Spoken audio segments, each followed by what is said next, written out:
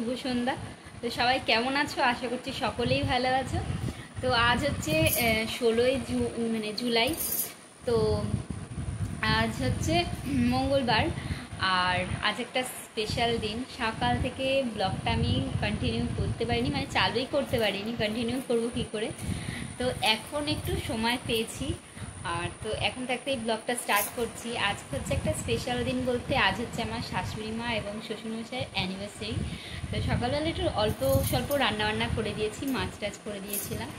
তো আজকে সন্ধেবেলা ভাবছি একটু ছোট্ট করে আয়োজন করেছি। ছোট্ট করে আয়োজন বলতে ওনার একটু ইচ্ছা ছিল যে আগের বারে আমি একটুখানি আয়োজন করেছিলাম, সেটা তোমাদের সাথে শেয়ার করা হয়নি। তো এবছর ভাবছি একটু শেয়ার করবো তোমাদের সাথে। আজকে আমার শাশুড়ি মার অ্যানিভার্সারিটা, তো একটা ছোট কেক আনা হয়েছে ওইখানে। তো আপনাদেরকে দেখাচ্ছি, একটা কেক আনা হয়েছে। তো ওই কেকটা বাড়িতেও কাটা হতে পারে, বা ইচ্ছা আছে একটু রেস্টুরেন্টে গিয়ে ওনার পছন্দ মতন তো কিছু খাওয়ানো, আর কিছুই না। তো এখন হয়তো বেরোবো, একটু পরেই বেরোবো। তো বেরোনোর পরে তোমাদের সাথে সব কিছু শেয়ার করবো। তো দেখতে থাকো আর সঙ্গে থাকো। কেমন লাগছে ব্লগটা অবশ্যই আমাকে কমেন্ট করে জানাবে। কমেন্ট করতে একদমই ভুলবে না, আর ভালো লাগলে একটা লাইক করবে। তো তার আগে বলি, কাল হচ্ছে শ্রাবণ মাসের প্রথম দিন, মানে আমাদের বাঙালিদের শ্রাবণ মাসের প্রথম দিন। তো তার জন্যে আজকে দেখো আমি চুড়ি এনেছি আর চুড়ি করেছি। তো চুড়িটা আমার আনা হয়ে গেছিলো কালকেই, আর আজকে সেটা পরেছি দেখো। তো চলো আমরা রেডি হই, আর তারপরে তোমাদের সাথে শেয়ার করি। আগে আমার শাশুড়ি মাকে রেডি করি, কেননা একটু মনে রাগ আছে, কেননা সকাল থেকে মন্দিরে যাওয়ার কথা ছিল, যেতে পারিনি, বৃষ্টি হচ্ছিল যার কারণে। তো এখন একটু বৃষ্টিটা কমেছে। তো চলো আগে রেডি করি, আমরাও রেডি হই, তারপরে তোমাদের সাথে আবার দেখা হচ্ছে। তো চলো তো রেডি হয়ে চলে এসেছি মায়ের ঘরে, আর মাও এখানে রেডি হয়ে বসে পড়েছে। মা পরেছে একটা সিল্ক বেনারসি, আর বাবা পরেছে পাঞ্জাবি। তো এখানে মালা আনা হয়েছিল ছোট ছোট বাবা মাকে পরানোর জন্যে। বলেছিলাম পরিয়ে ছবি তুলব। তো 40 বছর অ্যানিভার্সারি হচ্ছে, তো তার উপলক্ষে মালা একটু কেক আনা হয়েছে। তো বলা হয়েছে একটু পরিয়ে দেওয়ার জন্যে। তো মা খুব লজ্জা পাচ্ছিল, বলছে এই বয়সে নাতি নাতনির সামনে মালা পরানো কেমনি লাগছে।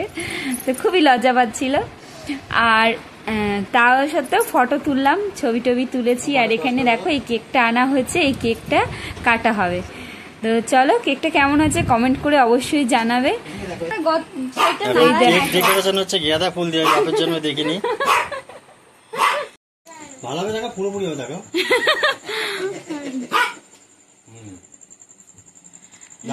কত সুন্দর হয়েছে দেখো।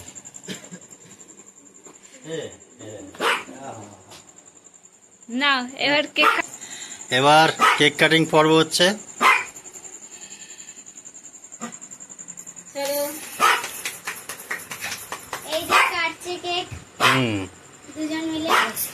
হাত দিয়ে তোলো, হাত দিয়ে। কেক কাটার পর কেক খাওয়ানোর পর্ব চলছিল। প্রথমে মা বাবাকে খাইয়ে দিল, তারপরে বাবা মাকে কেক খাইয়ে দিল।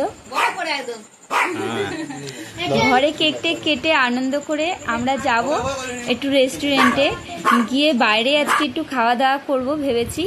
তো মা বাবাকে বসিয়ে আনন্দ করতে করতে আমরা হাসাহাসি করতে করতে বেরিয়ে পড়েছি টোটোয় করে। তো চলো গিয়ে ওখানে তোমাদের সাথে দেখা হচ্ছে। কোন মেনু কার্ড দেখা চলছে, কি খাওয়া দাওয়া হবে। সবাই এসেছে,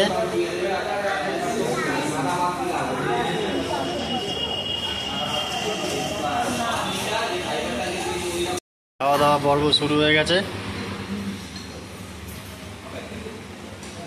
সব জমিয়ে খাওয়া দাওয়া হচ্ছে।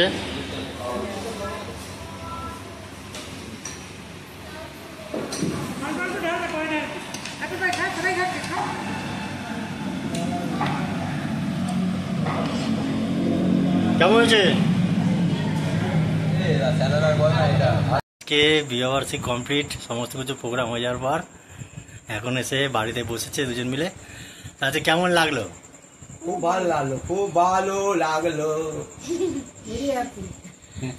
সারাদিন কেমন ভাবে উপভোগ করলে? তারপরে আজকের বিষয়ে কিছু বলার আছে? বলো কিছু বলবে?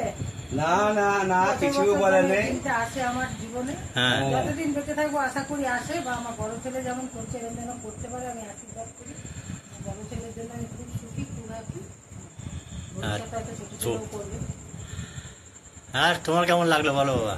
খুব ভালো লেগেছে, খুব ভালো। দিনটা যেন ফিরে আসে আবার। হ্যাঁ, আমি বললে তুমি হ্যাঁ আর একই ব্যাপার তো, তুমি বলো আমি বলি, একই ব্যাপার তো। ঠিক আছে, আজকে এখানেই শেষ করছি।